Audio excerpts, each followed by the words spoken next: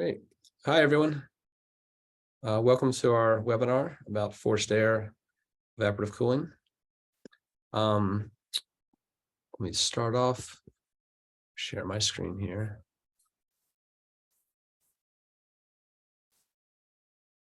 So I'll start off by introducing some of the folks here from the MIT team. Got Dan Sweeney with me right here. Yuan Lee's in the room. Leon Glicksman is online, as well as Nancy Adams. That's the team from MIT. We also have some partners from Hunter-Shala Foundation in India and Solar Freeze in Kenya, and we'll hear from them a little later on in about half an hour. So just to let you know the way we're going to be doing things with taking questions. A large part of this session will be open Q&A. If you have questions at any point, but particularly during the presentation, please feel free to type them in the chat, and Yuan will be taking a record of those, and then he'll read them out so that we can all hear those thoughts. And then also during the Q&A session towards the second half, if you have a question, you can raise your hand on the little raise hand button on the bottom of Zoom, and then we can unmute you and you can ask the question to the group. So if you have any questions, also just go ahead and put those in the chat, and Yuan will take care of that. So with that, I'll start talking about, give you some back. So what I'll do now is give a background for maybe 15 minutes on the forced air evaporative cooling chamber itself, as well as the website that we've developed that probably most of you have seen if you got to this webinar, but we'll go through a little more detail in case you haven't dug deep into it. And then we'll hear from Hunter-Shala and Solar Freeze, and then we'll open for questions. So this is our forced air evaporative cooling chamber for post-harvest fruit and vegetable storage. It's a collaboration between MIT D-Lab, the MIT Building Technology Program, funding and support from JWAFS, the Abdul Latif Jameel Food and Water Systems Lab, and our partners Solar Freeze in Kenya and Hunter-Shala in India. So just taking a step back outside of our technology, many of you are probably familiar with refrigerated cold rooms. These photos are from cold hubs in Nigeria. And the goal of these is to, similar to our technology, is to provide farmers technology for improved post-harvest storage of many things, meat, dairy, but also fruits and vegetables. And this helps people avoid food spoilage. They can get higher prices in the market and reduce the time they spend traveling to buy and sell produce. However, refrigerated cold rooms work really well. However, there's a couple drawbacks. One is because of the expensive refrigeration equipment, there's a high cost of construction. And also because this equipment is very energy intensive to produce cold air, there's if you're running off grid, you're going to need a large amount of solar panels and batteries to power this. Also, refrigeration produces a low humidity environment, which for certain fruits and vegetables is not ideal and can dehydrate them and lead to faster spoilage. So now moving to evaporative cooling. This idea of active evaporative cooling or forced air evaporative cooling has been around for a while. And sometimes this is called swamp coolers or air coolers. There's lots of different trade names, but the fundamental principle is the same. You have hot, dry air being either pushed or pulled through a wetted evaporative cooling pad here. And then it comes out as cooler, humid, refreshing air. And then you have these are available in industrial applications. This one is about 1.5 meters tall, 1.5 meters wide. I've seen these in airports in, say, Bamako, Mali, where you're just humidifying and cooling air. This smaller one is maybe 0.5 meter to 75 centimeters tall for residential applications. And for this pad material, which is a critical piece of this entire thing, the goal of this is to have retain water, but then allow air to flow through it and evaporate water and come out. So the two primary types of material for this are the corrugated cellulose pad, which is essentially cardboard that's been treated to be able to withstand being wet and also prevent mold and fungal growth. And then this aspen pad. The corrugated cellulose has channels through it where the air can flow, and the aspen pad is a kind of a mesh, a non-woven mesh that also allows air to pass through. And we use the corrugated cellulose in our design. So here's an overview of what we've developed and the design we have. We found out that the geometry of using standard vegetable crates works well to have a door where you have an aisle, and you can walk down this aisle and have vegetable crates on the right and the left. And what's critical about our design is the airflow pattern. So we're bringing the hot, dry air downward. This little bow tie looking thing is to represent the fan. The hot air, still represented in red, flows through the cooling pad, now becomes cool, humid air, and is forced downward through the crates. This is a critical piece. By forcing the air through the crates, you end up having much more heat removal than just having natural convection or conduction by placing a crate of vegetables in a cold room. The air then comes down through the stack of crates. It picks up heat along the way, which is the goal, comes down around through the floor, this slightly raised floor, and then it flows up through this channel and exhaust out the top. And the reason for this U shape is twofold. One is to prevent unintentional backflow, because hot air rises.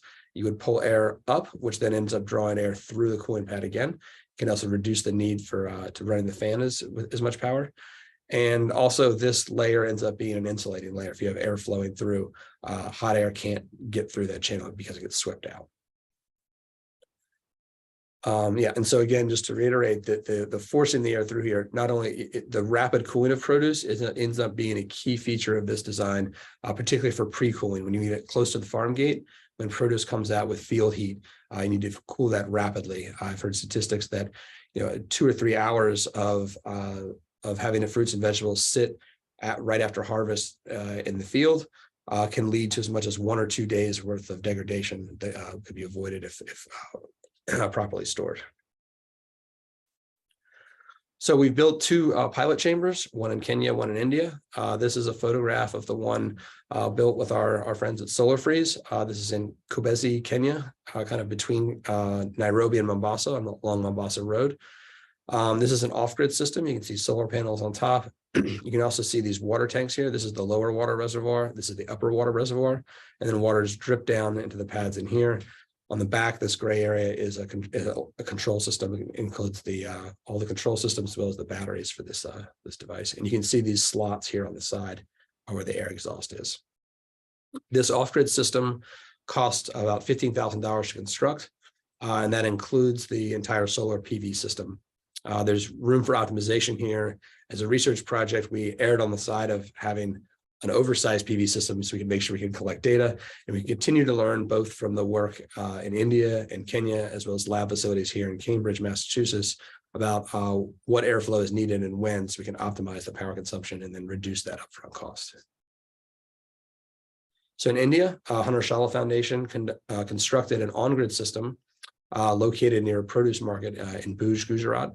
And this cost $8,100 to construct. You can see the picture of this here. So instead of solar panels, we have a different plastic type roof in order to prevent sunlight from coming in and heating up the chamber. Also to protect the fans from rain. So that when you have the fan here, if you didn't have a roof, rain could go directly into the chamber. And obviously we don't want that. And again, here you can see the water tank in the back, and there's a lower water reservoir behind the chamber that's not visible. And so in comparison, an off-grid refrigerated cold room with similar storage capacity costs between $30,000 and $50,000 to construct. Our chamber can store 168 crates. We measure our storage volume in terms of crates. Many people measure in terms of tonnage, how many kilograms can be stored, or cubic meters. We prefer to do it in terms of crates. We built our chamber in order to hold a certain number of crates, and you can put heavy vegetables in it or light vegetables, and that'll obviously impact your storage volume. But there's ways to compare this. People often think of 20 kilograms per crate. So you can say this is a 3,000 kilogram container as well. So some features about the chamber. We have a 6-inch thick evaporated cooling pad, the corrugated cellulose. Our insulation here, being installed in India, is a 50 millimeter thick, either EPS or XPS polystyrene insulation panels, either galvanized iron support structures or painted steel to prevent rust. Then we also have an IoT connected control system. This is one of the kind of optional things. In one of our documentation, section 4, the electrical documentation goes into lots of detail on the different options you have for the electronic control system. We have this 2-tank irrigation system. We found that having a lower tank and an upper tank and pumping water from that lower tank to the upper tank and then gravity feeding was more energy efficient than using a pump and directly pressurizing the irrigation tubes. And within this chamber, there's 6 separate compartments for the crates with this design. So you walk down the aisle and you have a crate on the right, a crate on the left for zone 1, the same for zone 2, and the same for zone 3. Each of those zones are independently controlled, so the water flow and the airflow can be turned on and off independently. And one key part about one of the kind of more nuanced parts of this design is the door system. So in order to keep that air flowing directly through the crates, we have to have small gaps between the insulation and the doors. And so keeping that tight is really important, and having a door system that achieves that is critical. And there's information on how to do that, both in section 2 on the dimensional design schematics, as well as section 6, the construction guidelines. So just another little more discussion, the comparison with refrigerated cold rooms. The energy consumption and cost is one of the biggest differentiators. Basically, forced air evaporative cooling in general uses about 1/4 of the energy of mechanical refrigeration. And then what ends up resulting from this is the forced air chamber costs roughly less than half of the typical refrigerated cold rooms. This is one of the biggest differentiators and kind of advantages of this design. The cooling rate, again, that forced air allows much faster cooling than room cooling, where you just place something in a room. Now, with temperature control and minimum temperature, this is where the refrigerated cold room has a big advantage. So the minimum temperature that can be achieved through direct evaporative cooling, what we're using, is limited by what's called the wet bulb temperature. And this is dependent on the ambient air temperature and the ambient air humidity. So for example, if you're at 35 Celsius with humidity around, say, 30 Celsius, you might be at 30% humidity. You might be able to achieve 25 Celsius cooling, but you're not going to be able to get down to 10 Celsius or 5 Celsius pretty much in any circumstance. So this ends up focusing us on fruits and vegetables. That's why we're primarily talking about fruits and vegetables here. We don't recommend storing anything like milk, other dairy products, meat, medicines, or vaccines, because you can't get that sustained low temperature. If that's what you're looking to store, you're going to be looking at a refrigerated cold room where you can dial in that temperature. It'll cost you energy-wise, but you can achieve what you're looking for. And then humidity. This is something that can go either way, whether it's a positive or negative thing. So for a lot of vegetables like eggplants, leafy greens, peppers, tomatoes, a high humidity environment is advantageous. This prevents dehydration and extends the shelf life. Cereal grains, potatoes, onions, garlic don't like this high humidity environment, and they'll actually be increased spoilage due to rot at that high humidity. So you want to put those aside. If you need to cool those, store those in a refrigerated cold room where you have a low humidity. But then, as I mentioned before, the low humidity environment in a refrigerated cold room can lead to dehydration, particularly something like leafy greens. You may be cooling them well, but if you're dehydrating them, they'll also shrivel and spoil. And another thing we learned a lot about crop separation from our partners, Hunter-Shala and Solar Freeze, as well as our previous collaborators with World Vegetable Center and the University of Nairobi. And it's really important to keep certain crops separate. So there's several things. You can have odors transfer from one fruit to another. So carrots make lots of things smell like carrots. Also, ethylene compatibility is a huge issue. So if you have an ethylene emitter, like a banana, and tomatoes nearby, then the bananas are going to make the tomatoes spoil much quicker. So that's why we have that 6-compartment system. So you're able to, the users of this chamber are able to manage their inventory in a way that prevents this kind of cross-contamination and ethylene incompatibility. And those 6 chambers, the air does not pass between them. They're separated.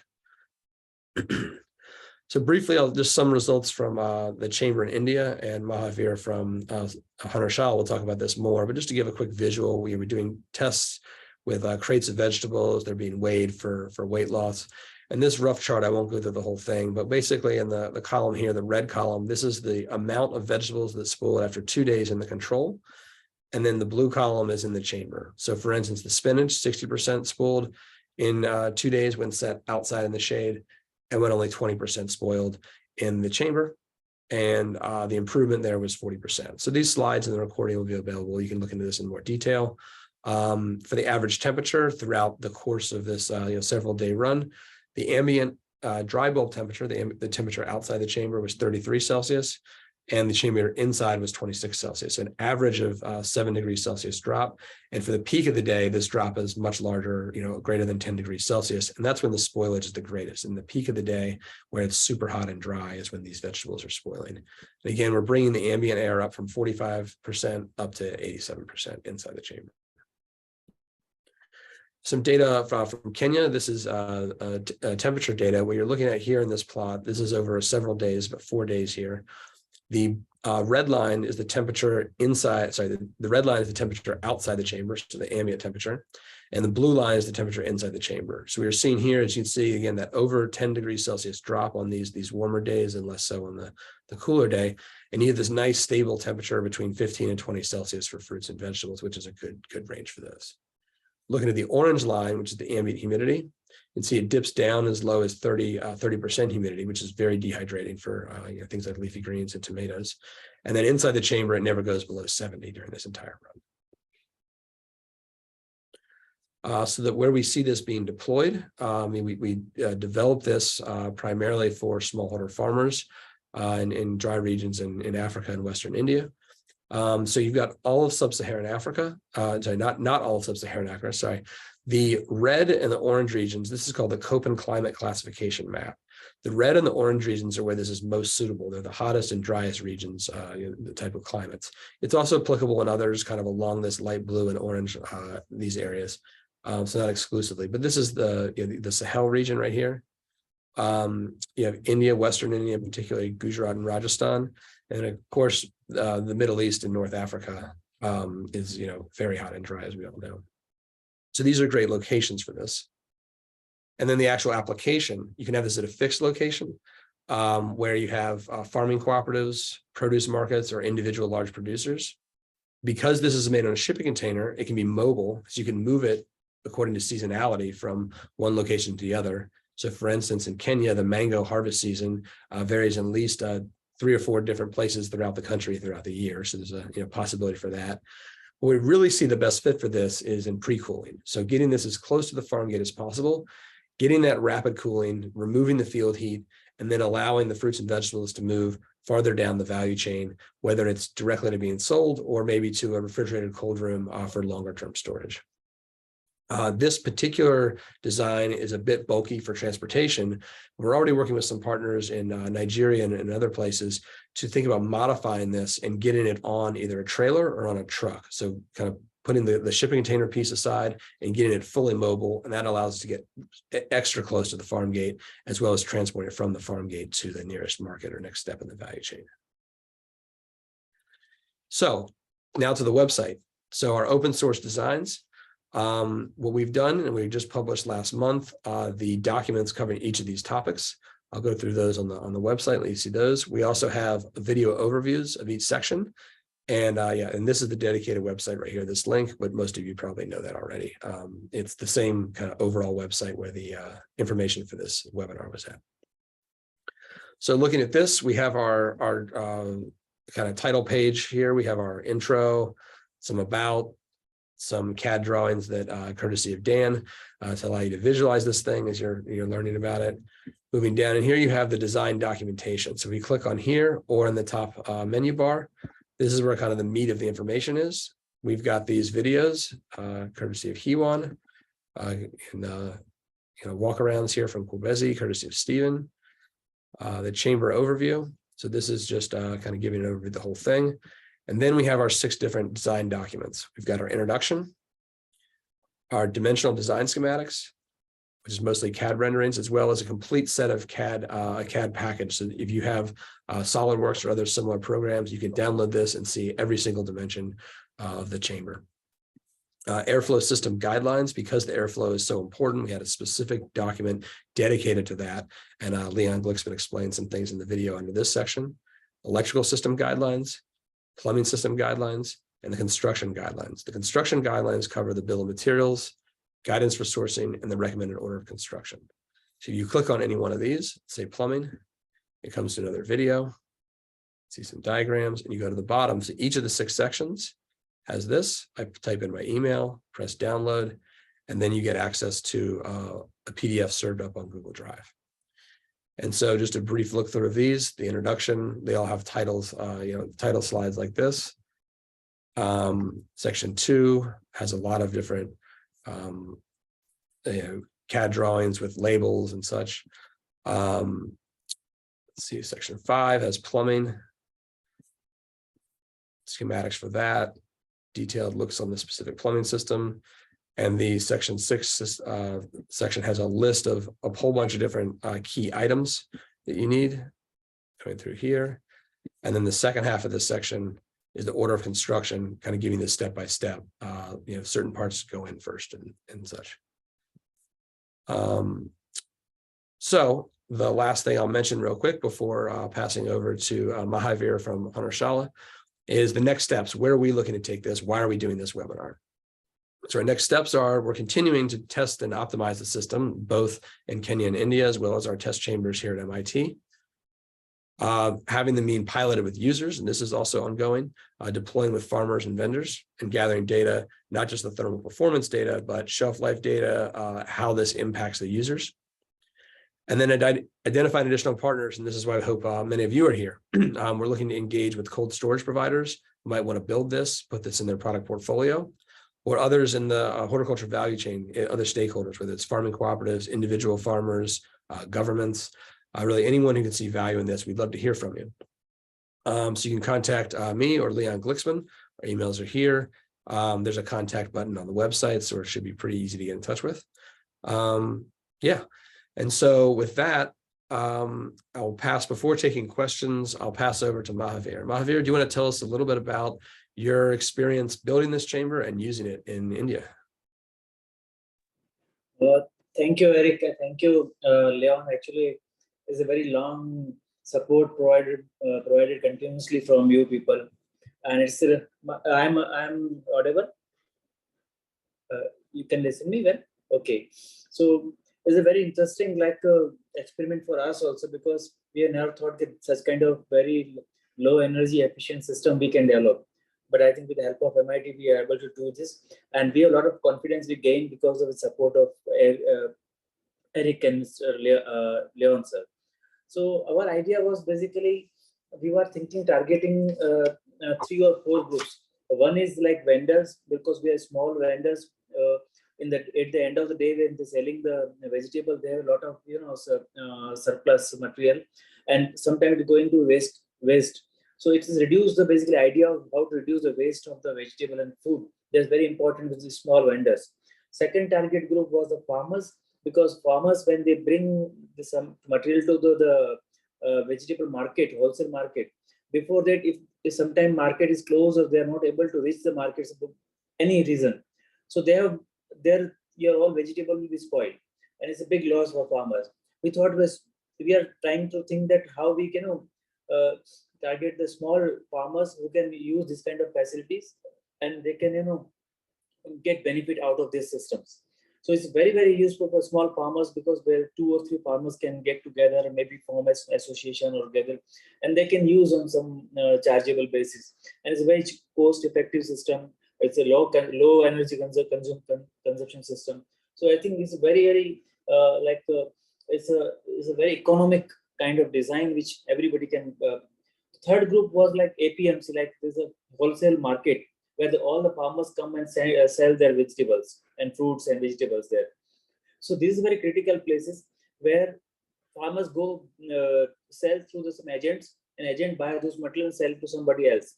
But sometimes, because they run away after giving this, sell this material, but sometimes these people, wholesaler, they have issue because they same day they can't dispose of those kind of things with small vendors. So they have a lot of surplus sometimes. They also have, when I and Salesh actually went to meet the people, they express all these things, that it's very useful if we can store some vegetables which can be next day can be sold easily.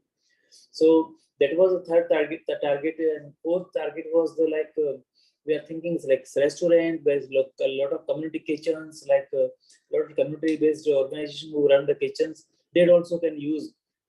We are also thinking, because this should be a movable system, some maybe static system, not like container, but maybe you can build in a room also.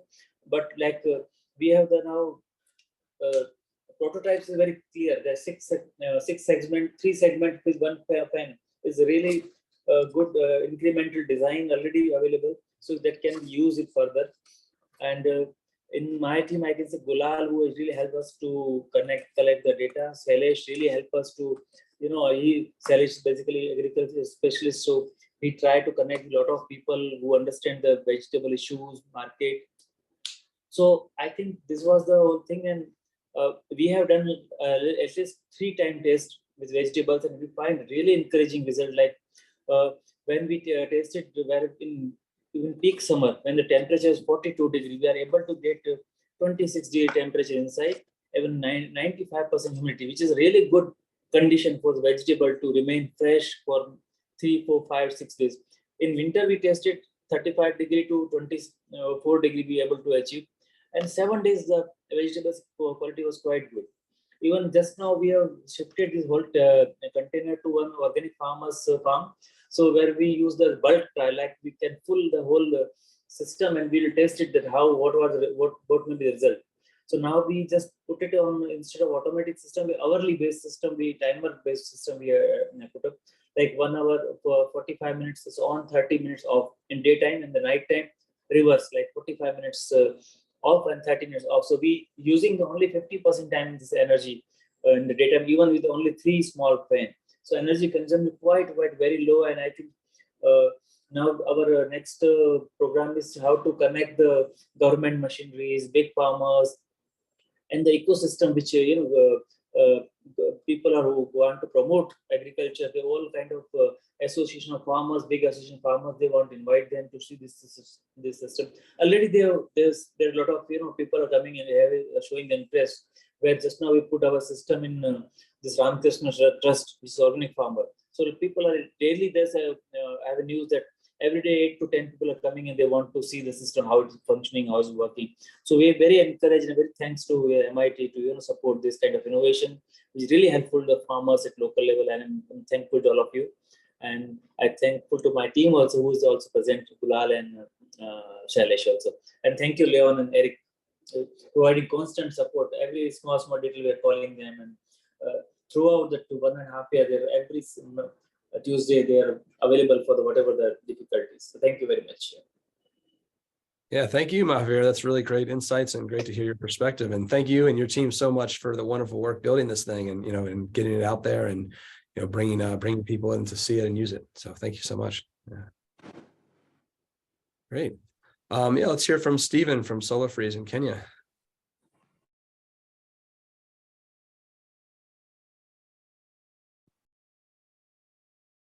You spotlight him. Hi, Eric. Can you hear me? Yeah, we hear you now. Thank you. Okay. Thank you for this chance. I'm Stevie from Kenya.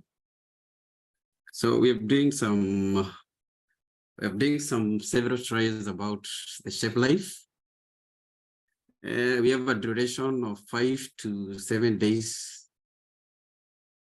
whereby we use a control of the experiment and the fresh produce in the chamber, and then we have the control whereby the chamber produce we do the daily weighing, then later confirm the weight, then have a record for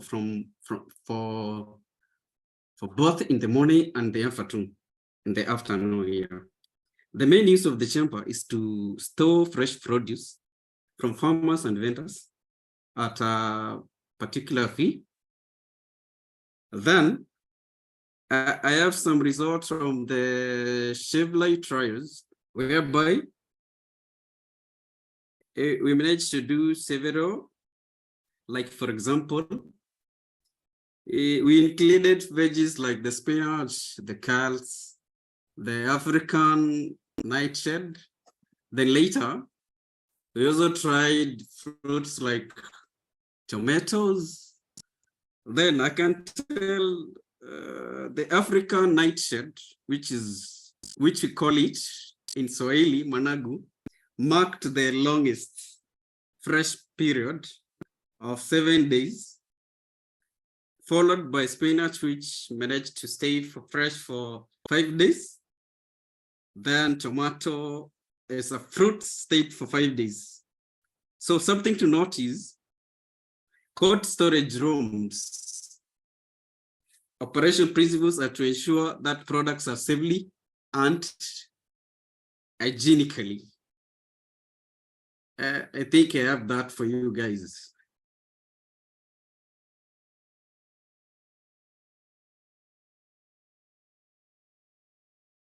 Great. Thanks so much, Stephen. Yeah, to you and all the folks at Solar Freeze. And yeah, it's been wonderful working with you. And yeah.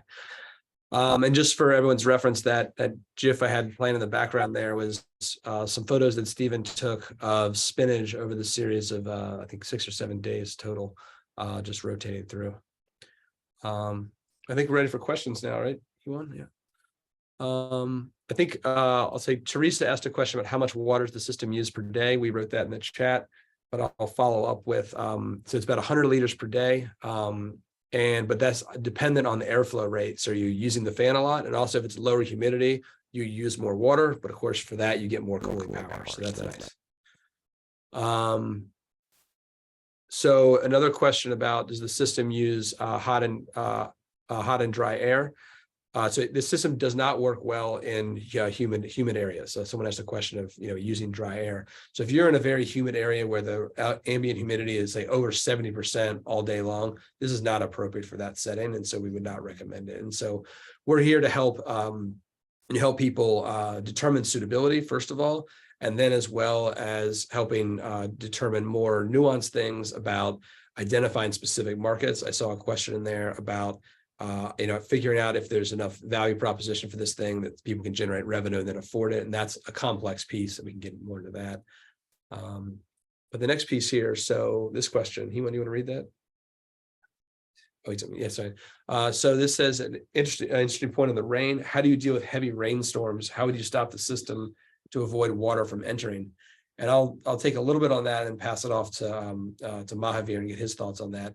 But the first of all is that the side vents, rain could get in there, but it won't get to the vegetables. There's a layer of insulation between here and there, and then it would drain out through the system. And from the top, we try to have a roof. Again, you still could get some rain in that way, and you may need to make some kind of bulkhead around the fan so that it doesn't run along the side of the roof and then go into the fan area. The chamber I built in here in Cambridge, I did that. I had that issue where just putting like a 2 or 3 centimeter rim around the fans to protect it from water sideways.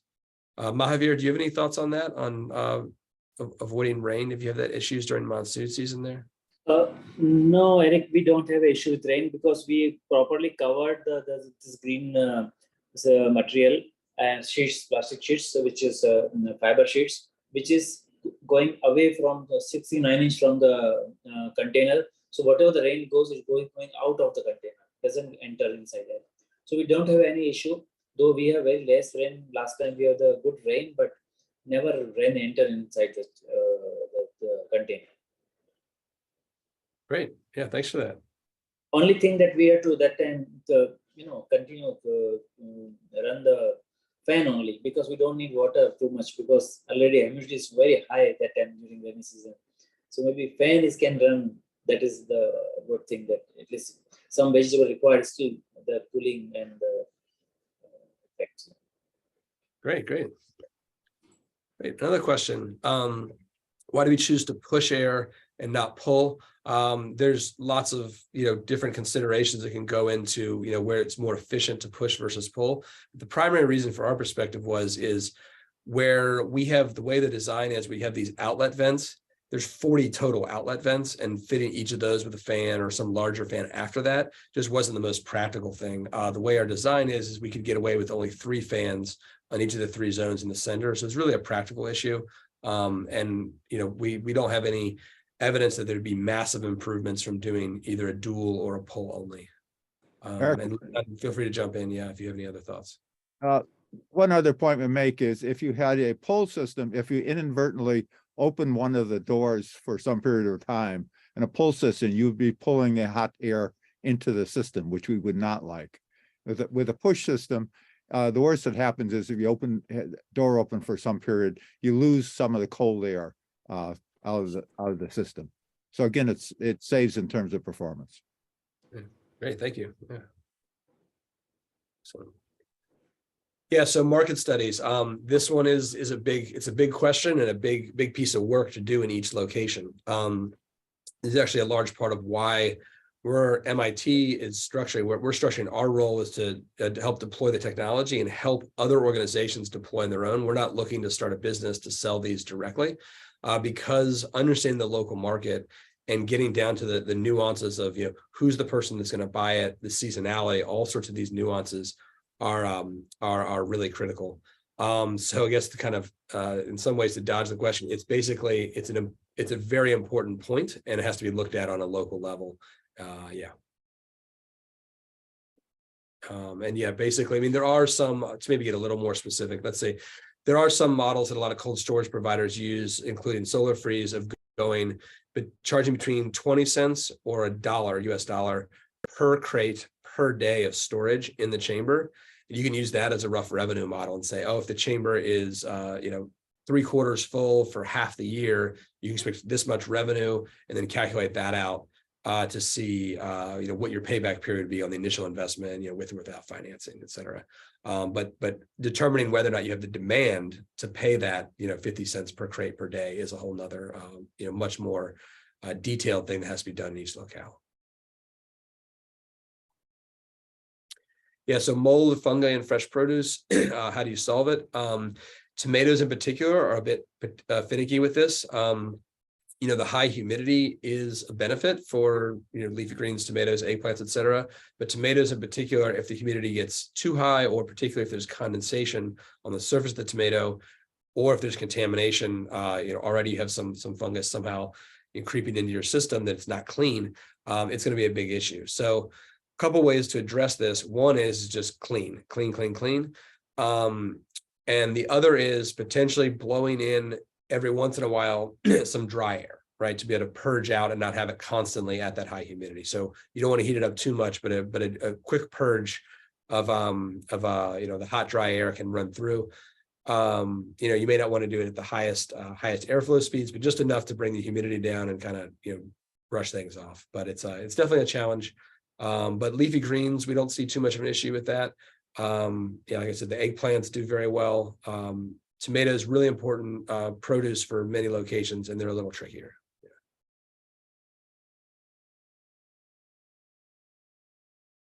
Great. Typical range relative to inside the chamber. Thanks, Edo. Generally, it's over 70%. Edo and I work together. Wados in the World Vegetable Center in Mali, and now at the World Food Program in Rome.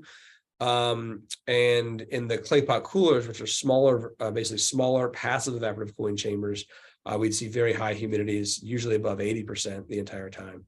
And so in this chamber, we see generally above 70 if it's running at full power.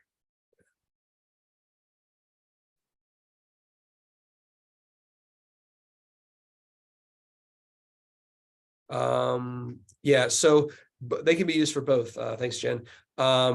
They have the biggest competitive advantage over cold rooms in the pre-cooling area.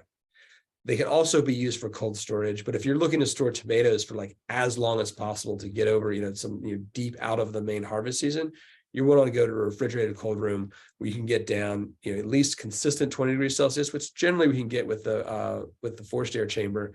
But with a refrigerated cold room, you can go down and set it down at 2-3 degrees Celsius. And so something like a tomato could last much longer in that. And so I would say the refrigerated cold room often has a competitive advantage for the longer term cold storage, where this chamber, while it's good for both, has the most advantage in the pre-cooling range.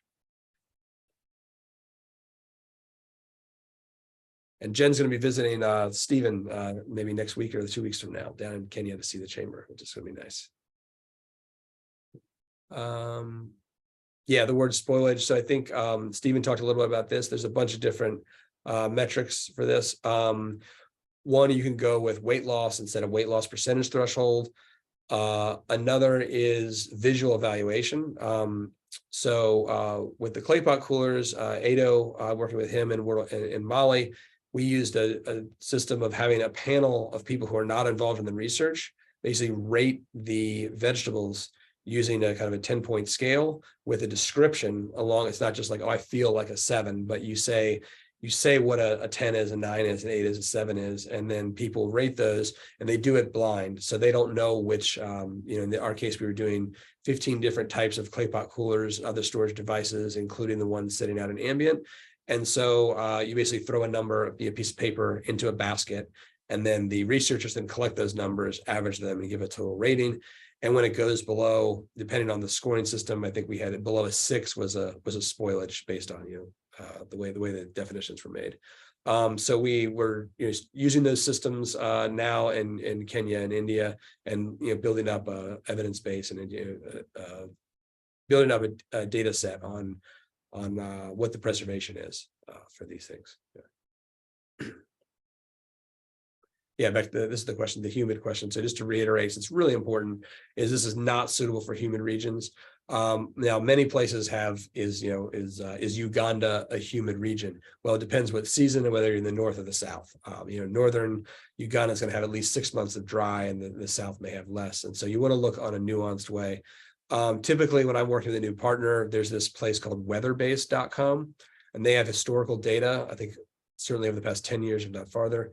And you can see the average. It'll be slightly different places, but the average temperature, average daily highs, average daily lows. They'll have sometimes it'll be either just average humidity in general, or sometimes the average evening humidity, average morning humidity. And you can look at those as a function of month, average rainfall as a function of month, and get a pretty good idea, roughly of, is this suitable or not. So that's usually the first place I go for vetting a specific region that I'm not familiar with. But definitely an important point. Yeah. Okay.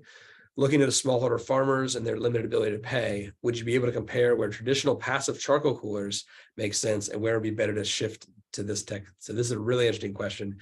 So when Leon and I started I first started working on evaporative cooling with folks from the World Vegetable Center on clay pot coolers, very small passive evaporative cooling systems.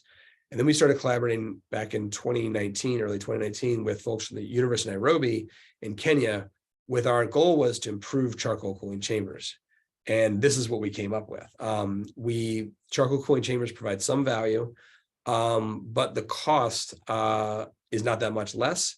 You don't have the rapid cooling. Basically, this just performs better overall.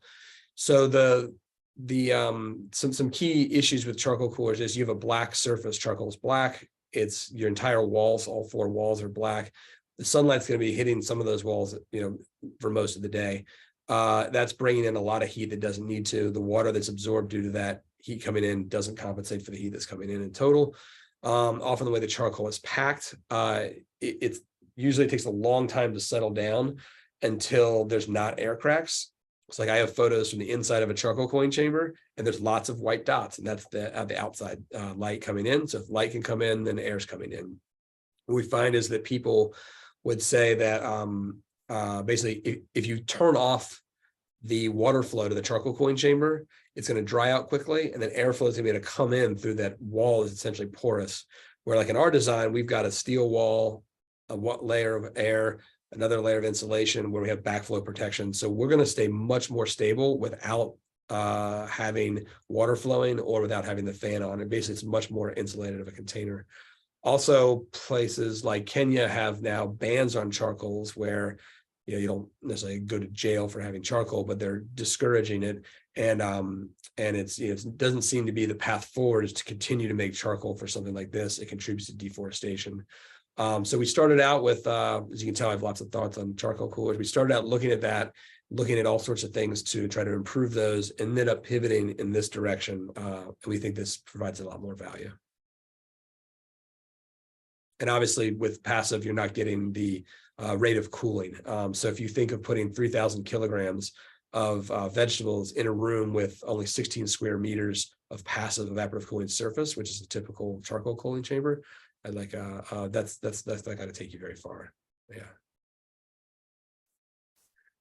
Yeah. So Teresa, so how much water does the system use? Even if I said this already, but about 100 liters per day.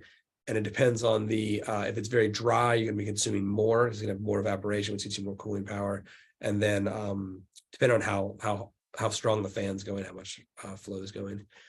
Ivo, air requirement of water quality. Yeah, so the water quality doesn't have to be potable, but it kind of doesn't have to be gross, right? You can't have it be like gross. That's gonna, certainly if you don't want to have like massive amounts of bacteria, if it's like contains sewage and such. But it doesn't have to be completely potable because the water's you're really not in direct contact with the vegetables, not like soaking in it. You may get some splatter, and you're going to want to wash your vegetables before consumption anyway. So you don't want to be bringing a ton of contaminants in. It doesn't have to be potable. And then water hardness. This is an issue where if there's a lot of dissolved solids, they're going to build up on the cooling pad. This is going to happen no matter what. All water has dissolved solids, but the harder the water, the more rapid that calcification is going to be. You're either going to have to clean your pad more often, or you have to replace it more often. So some cost with the labor to clean or cost with replacing the pad can be associated with that super, super hard water. But the typical water, I mean, in Kenya, we're using potable water. And actually, I'm not sure in Mavir if you guys are using potable water as well. But yeah, basically in Kenya, Stephen's buying 3,000 liters of water. And Stephen, can you type the price in the chat of 3,000 liters per water? And that lasts a month. And that's where I'm getting the 100 liters per day number from. So that potable water in this case is quite affordable. But Ivo, in the regions where it's more scarce, yeah, it's something that definitely needs to be considered. 100 liters per day. It's not a ton, but if that's too difficult in a specific region, this may not be the right solution. Yeah. Eric, you might also mention the amount of water needed in the preservation in the chamber versus the amount of water needed to grow the particular crops. Yeah, thanks a lot, Leon. Early on in us, framing this, actually making the argument for charcoal cooling chambers is you basically use about something like 0.1% of the water it takes to grow a tomato to store the tomato for a few days. So if you look at the net system level, this is definitely a big winner for water. The question is there water available at the point? And Dan just brought up a good point is you can use rainwater harvesting to help supplement this. You could put, we're going to have a roof no matter what, whether it's solar panels or the type of plastic roof that Hunter Shala did. You can put, gutters on that, dump it into your poly tank. And, certainly those times of year you can, bolster things. Yeah.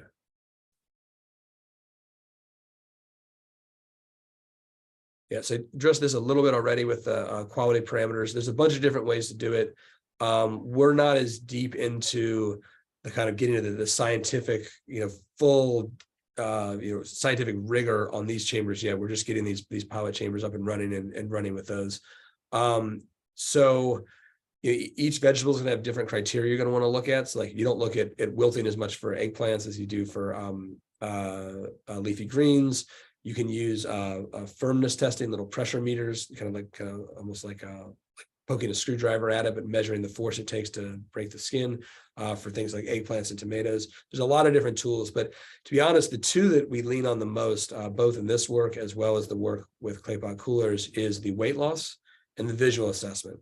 And really, weight loss is nice and quantitative, but visual assessment is the one that determines what the price is going to be, right? You don't have vendors in markets doing, acidity tests and these kind of things. So when it comes to, and the pressure, the firmness testing. So for the visual, getting a really nice, robust, systematic, repeatable assessment tool for people to survey the fruits and vegetables who are independent and rate them is my personal opinion of the best one. And it's also, the equipment's quite inexpensive, right? You just have people helping you out. You don't need fancy scales or, titration equipment. Yeah. And what's that chat? I think Ada might be commenting on this piece here. Give the scale. Yeah, there you go. Thanks so much, Ada.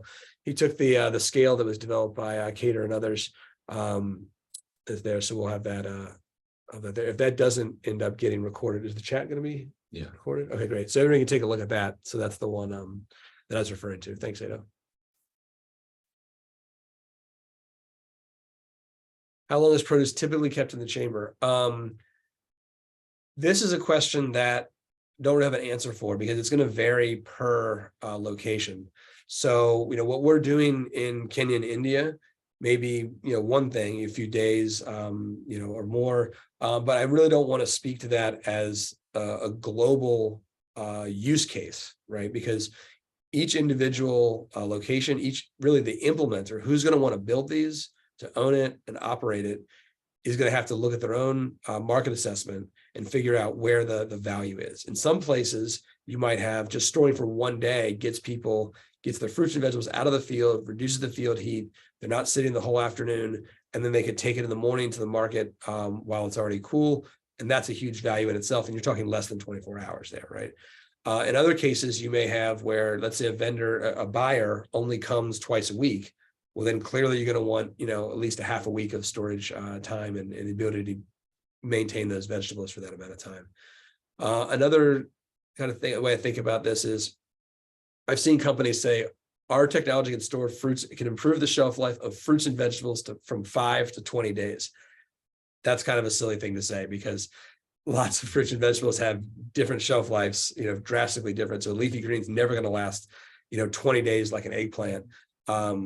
And different climate conditions and everything. So it's getting into the nuance is really important. So yeah.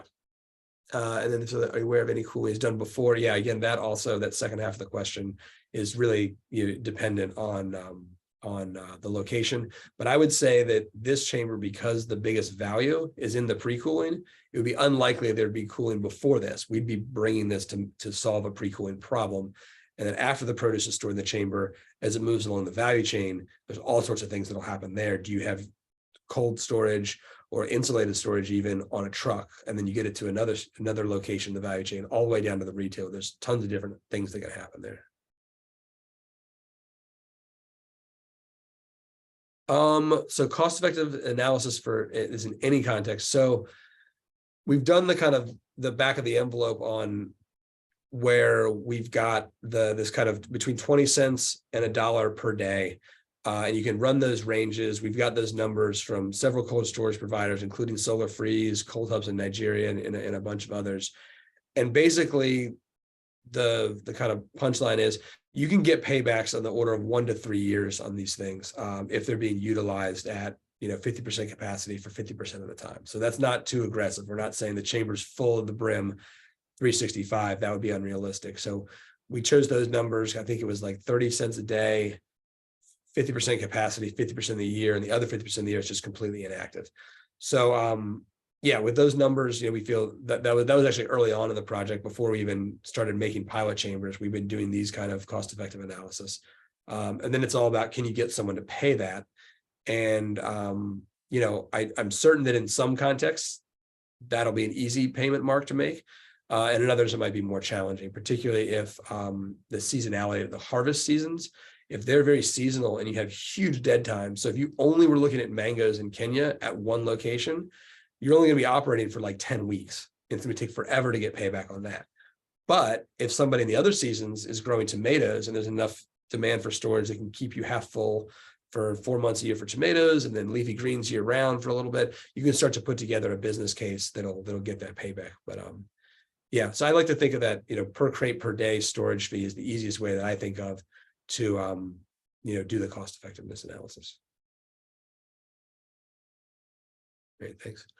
So what does our experience say about the sector?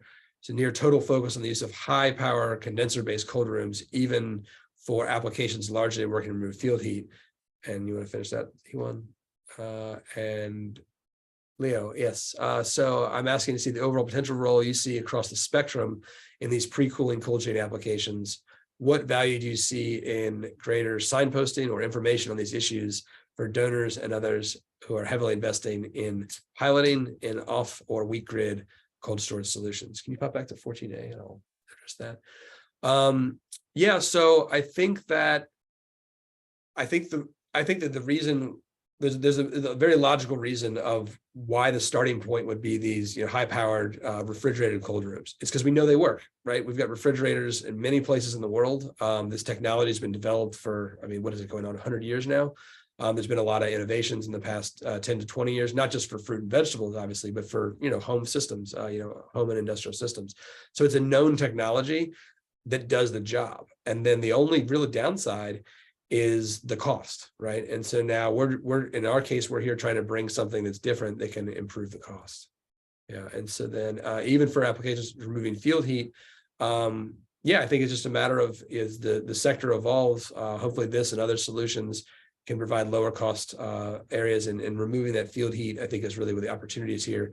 Another way to phrase it is that we can generate cool, but not cold. We can generate cool air very inexpensively, right? Because you're saving all the thermodynamic energy that goes into a compressor and then the compression expansion cycle. We're able just to let water evaporate and blow a fan over it. So that's much less expensive, but we can't go and get very cold air down towards freezing. Go back to 14B, thanks.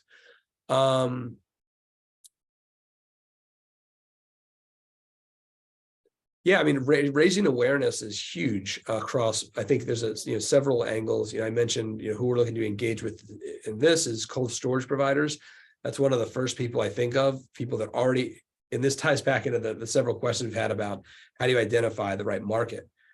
Cold storage providers that are already operating in a market know their market if they're a successful business. So if they understand their market and they see this technology to fit, that to me is the easiest on-ramp for getting this deployed. Now, cold storage penetration in sub-Saharan Africa is quite low. I know in Nigeria, we talked to like 3 cold storage providers, and all 3 of them are like, yeah, we don't worry about competition. The market's so wide open because collectively they have like 1% market share. Nothing's being addressed. There's a lot of wide open space there. So if you only look at existing providers, you're not going to have as much reach as you can.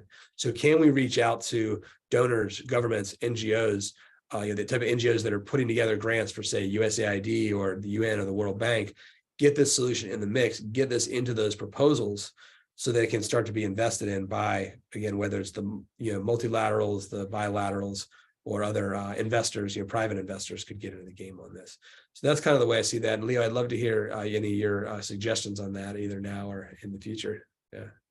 Yeah, I think one thing to add, Eric, is when we've talked with the people, particularly cold change providers in Nigeria, they say that it's a really wide open market. Their problem is being able to develop the capital to buy the refrigerated cold rooms. And where we're talking about a system that costs maybe a half or maybe a third initial cost to the refrigerated systems, this would be a way where they could quickly expand their application in their market. Yeah, thanks for that, Leon. That's a really important point. Yeah, definitely. And so that kind of ties in, again, the cold storage provider and the donor, raise awareness across the board and try to put together a team for a given project. I guess just to elaborate on that, and I think I didn't talk as much about it, but I wanted to about what our role is that we'll be available to partner on deploying these going forward. So please feel free to reach out. We'd be happy to look for. Always start off with suitability. That's the first thing I do with any new project, a new potential partnership, is try to identify, is there a real market for this specific technology, and then start to build out, what could be a potential funding. Could we as MIT or as consultants, work with someone like you folks on the line, cold storage provider, NGO, et cetera, to put together a proposal either for an investor or a donor. And obviously, if donors are interested in investing, please feel to reach out as well.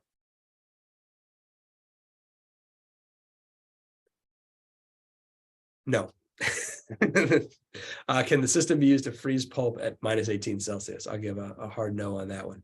That's not the wet bulb temperature will never, can't really get below 0 even at the absolutes, but yeah, we're nowhere near that. So definitely that's where, and this kind of back to Leo's point, is the refrigerated cold room has that full spectrum, right? You just crank up the power on that thing and make sure it's tuned right. You can get to -18 probably, but you're not going to get that with our system. Yeah.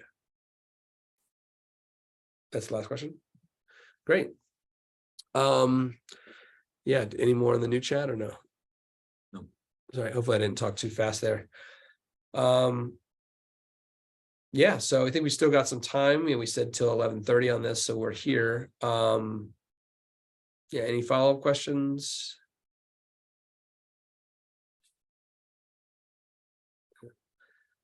Yeah, I just want to reiterate too, is we're Dan, Leon, and I are all engineers, but we're not here just to develop a technology and put it online and walk away. We chose to make this an open source technology in order to make it spread as widely as possible and not patent it and try to do one deal with one company and lock it up. We want to make it there's large global reach to the potential use of this in these specific hot, dry contexts.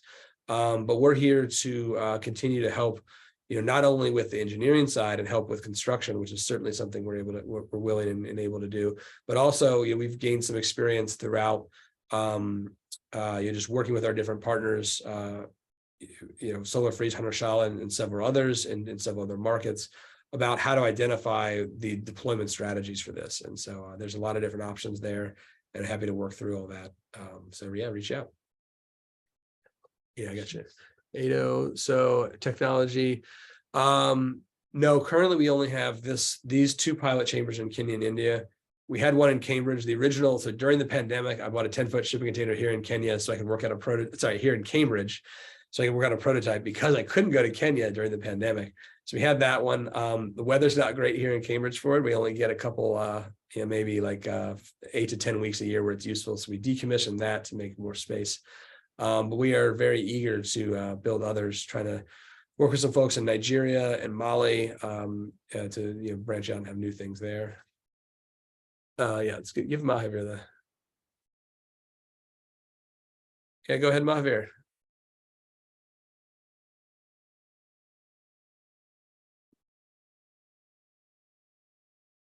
He's still on mute? He's muted. Muted.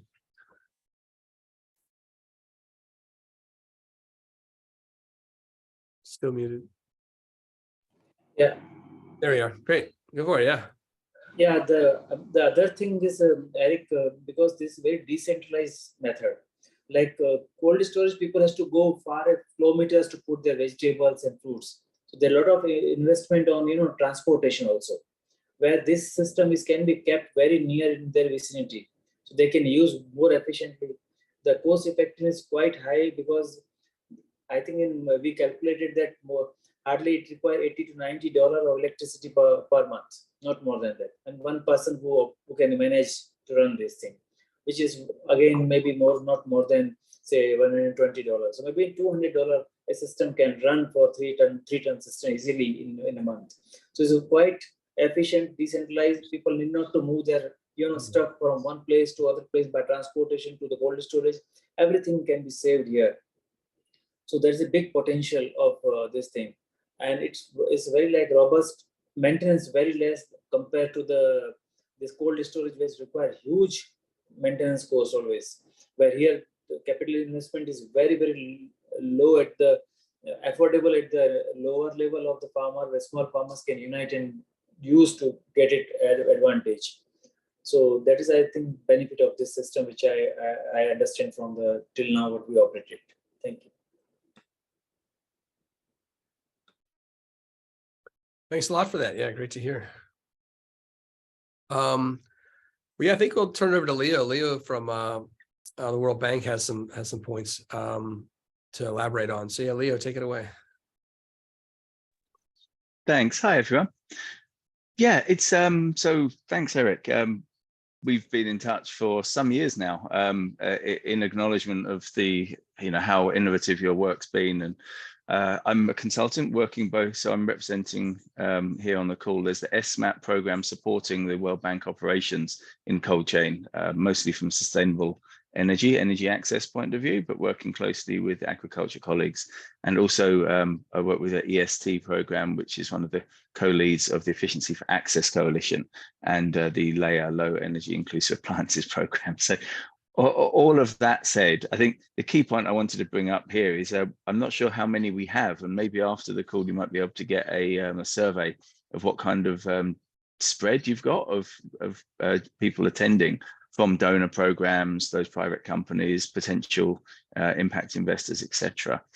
But what I would say is that from the experience at the World Bank, we've been having some quite significant challenges with country-led use of World Bank funds to buy cold chain equipment, walk-in cold rooms, solar powered, of what you're talking about here, of the tried and tested, trying to go with the conventional approaches And many of those have failed, if not completely, largely due to problems with design, with lack of understanding of user needs, a wide variety of climate circumstances. And I've also seen many millions of dollars being spent by a lot of the donor partners who are attempting to further this progress. And basically what I'm getting at is I'm not aware of any research that's really been done to try and understand the real big missings here. Are some of those projects basically using the wrong technology, the right technology in the wrong place, where they're having $50,000 solar powered walk-in cold rooms in the field, large amount of field heat coming in, and no matter how big your solar panel is, within reason, you still don't have enough to even remove that heat. And you're having a different role. It's not even a long-term storage solution. It really is just a short-term problem if you're trying to solve with. So in those cases, for example, how close are we to getting some new insights from your work where we could say, quite frankly, don't be putting solar powered cold rooms in fields, that's a role for evaporative cooling if all the other conditions work. And, a bit more guidance really is what I was trying to get at, a bit more specificity, even across different food groups, leave alone different food systems, from fisheries to agriculture to horticulture, etc. We're often just hearing things being lumped together, cold chains used interchangeably with cold rooms, and certainly not even a breakdown between what you've talked of here. So I just wanted to bring in a little bit of that. And I've heard back from a few of the donor partners that they are very interested in having technology talks about these kind of issues. So really, I was using this opportunity just to fish a bit more, see if that's a general finding. You think that this is an area where we need to have more research into, or have you already got enough to answer some of those points I raised a bit more strongly? So, not necessarily the right venue for this, but I did want to bring up in front of everyone, that there's a lot of credible experience that has been found about the limitations of the standard solar powered walk-in cold rooms, despite lots of opportunities for them as well, right? This isn't to say that there aren't those opportunities, but just to say that surely there are opportunities for more. And as you're offering that, trying to understand where that line is I would say is a need. Do you see that? And if so, maybe the tangible thing to finish on is how much more research would you like to do? And are you looking for what kind of partners, what kind of funding, what kind of approaches to do a sufficient amount of research so that we can answer some of these issues more categorically?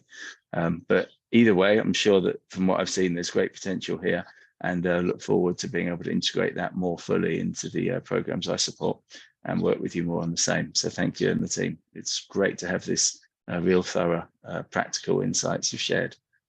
Thanks.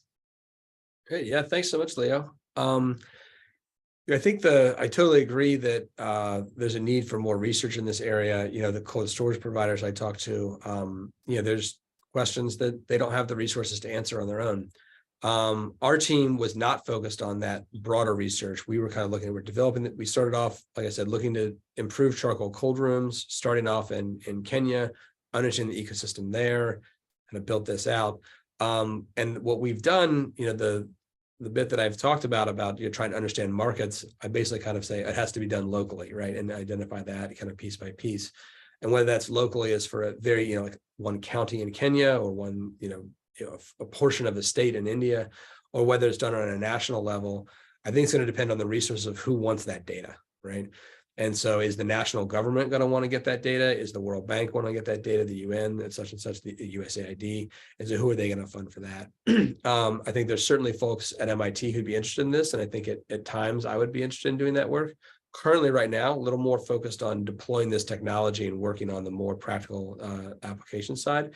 But if anybody is, if there are people interested in, putting together a research program around that, I'd be happy to talk about that, and whether it's either me or my colleagues to potentially participate on a larger team of that, I think we'd be of interest in having that conversation for sure. Another thing that I forgot to mention that came up over the past couple of questions Particularly when Leo said about the challenges of bringing 35 Celsius, 5,000 kilograms of 35 Celsius tomatoes into refrigerated cold room. One place we see this technology, it may or may not be the exact shipping container based design, but having a kind of an antechamber, an entry chamber to bring in your fruits and vegetables, knock down the first 10 degrees Celsius, and then move that into a larger cold room. And that's going to save you a ton of energy, right? Because and I'm talking with some folks in Nigeria about this that are, building 50, 100, 200 ton capacity cold rooms, which is like, I mean, a 200 ton capacity cold room is like a whole floor of a building. And so why bring that in when we can cool it faster and more inexpensively to knock the first 10 degrees Celsius off? That's a huge potential for this that I see. We use the shipping container based design because it's easy to replicate. Shipping containers are the same dimensions all around the world. I mean, Hunter, I never traveled to India, right? For this project, we built the chamber and the 10-foot shipping container here, and just over Zoom and some Word docs that were much less refined than the documentation we have now, Mahavir and his team were able to build the thing. And I think a large part of that is because we weren't building a room from scratch. It was a shipping container. We know where all the things are. I've been inside essentially the same room. So that helps. That being said, if you don't want something as big as a 20-foot shipping container, you can modify this, and we'd be more than happy to work and partner on something like this. And there's a lot of potential for how can you make this, smaller, and even and just leaner, and basically pick how many crates of vegetables do you want to cool at a time. Our projections from our heat mass transfer modeling that are roughly confirmed by our initial results are that we just don't have enough data for me to say conclusively, but we can cool 3,000 kilograms of vegetables in 6 hours by 10 degrees Celsius, given the right, hot and dry conditions, and that they're starting off at 35 Celsius. So if you think of that, one could, if engineers could do that, I don't have it off the top of my head. You do the math on how much electricity that would take with a refrigerated cold room, and it's going to be a lot. So knocking that off of your energy demand for a refrigerated cold room would go a long way. Yeah. So combining even in the same setting, the same physical space. Yeah. Just let me add, Eric, in response to your suggestion, Leo, I could certainly see putting together interdisciplinary team at MIT to look at it on a broad scale kind of thing. As Eric said, our first emphasis is build some of these things, show that they in fact work, show that in fact they're easy enough to build, that can be done at a local level without fancy and expensive equipment and that sort. But clearly doing a larger scale study to see where they particularly be applicable in different parts of the world and how they could be used, I think it would be a very important study that we could do. And as you know, MIT, it's easy to put together interdisciplinary teams, and we have people who have particular interest in that. And in some sense, be something I'd be interested in. Our problem to date was we've approached some groups in the World Bank about this, and although they've been interested for one reason or another, it wasn't the right time or the funding wasn't available to go forward. So if you can help us define particular people we can approach and talk about putting together a program of this sort, I'd certainly love to be involved in that. Great, excellent. Great. I'll just say thank you very much, Leon and team. That's definitely something that I'd be keen to follow up with you. And part of this is finding the right partners, as you said. Sometimes it's the fact that the likes of the World Bank and other DFIs need to come in later in the stage when things are more proven, more commercially ready. And so it could actually be the philanthropic and the other donor partners who could be best at this stage. And I'll confer with my various colleagues, and we'll pick things up. But thank you. That sounds very exciting, and would be an honor to work with you. Thank you. Terrific. Thank you. Thanks, yeah. I see a question here from Jorge from Peru, asking about kind of this term low tech, and and what this is what evaporative cooling is compared to refrigerated cold rooms. I haven't heard of the low tech lab as a specific place. I've definitely heard the comparisons more as I talk about this technology, the forced air evaporative cooling, is low tech versus high tech. I personally don't really have a strong opinion or need to mark things on this level. It's like if people use high tech and low tech, that's fine. For me, what I like to just step back and look at is, does this given technology, whether it's high tech or low tech, is it, affordable, accessible, and effective, right? Is it something that, if it's high tech and it's very inexpensive and it's easy to get and it does the job, that's great, right? If it's low tech and it, just is really expensive, these low tech things are expensive, and that doesn't really help. So the high tech versus low tech to me isn't the biggest marker. It's more about, does it do the job?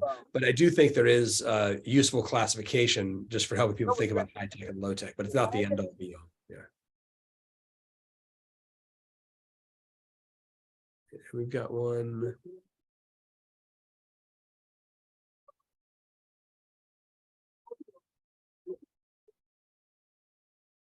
Okay, great.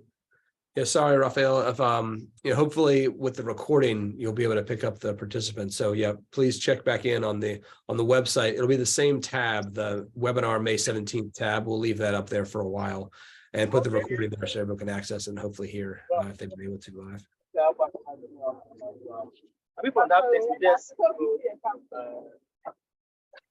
you want to see everyone unmuted and ask a question in case they weren't able to? Yeah, I think we got about 10 minutes left. So if anybody wants to ask a question in order and just ask a question verbally, that'd be fine. Yeah, Mahavir, thanks so much for joining, and really appreciated all your insights and contributions, both to this webinar, obviously, but of course to the project overall, even more so. So thank you. Yeah, thank you, Mahavir. It's been working with you.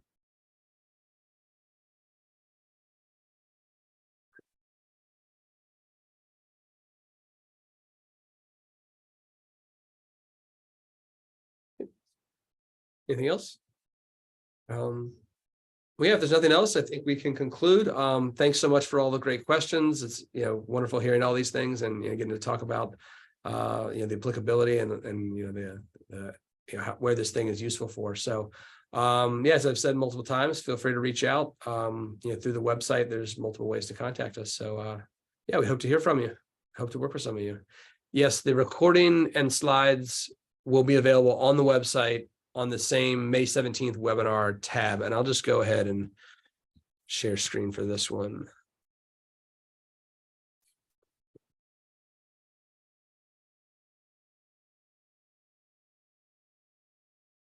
Just have the no tab open.